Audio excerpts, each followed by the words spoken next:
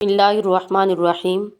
حضرت عبداللہ بن عاص رضی اللہ عنہ سے روایت ہے کہ رسول اللہ صلی اللہ علیہ وسلم نے ارشاد فرمایا، جو شخص قرآن پڑھتا ہے وہ نبوت کو اپنے دائیں بائیں قریب کر لیتا ہے، تاہم اس کی طرف وحی نہیں آتی۔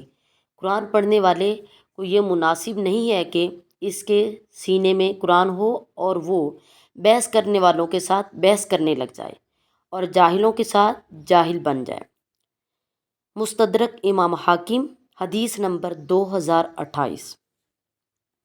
حضرت ابو ہریرہ رضی اللہ عنہ فرماتے ہیں، نبی اکرم صلی اللہ علیہ وسلم نے ارشاد فرمایا، صاحب قرآن قیامت کے دن جب آئے گا تو قرآن کہے گا، اے میرے رب، اس کو قیمتی لباس پہنا، تو اس کو عزت کا تاج پہنایا جائے گا۔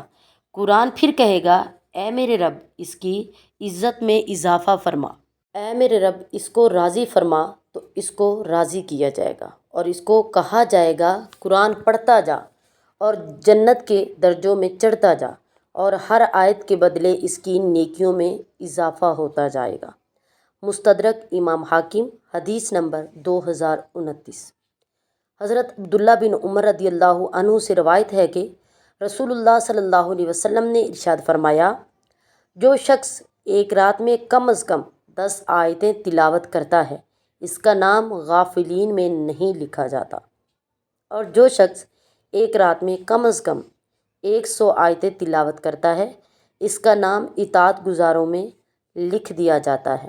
مستدرک امام حاکم، حدیث نمبر 2042۔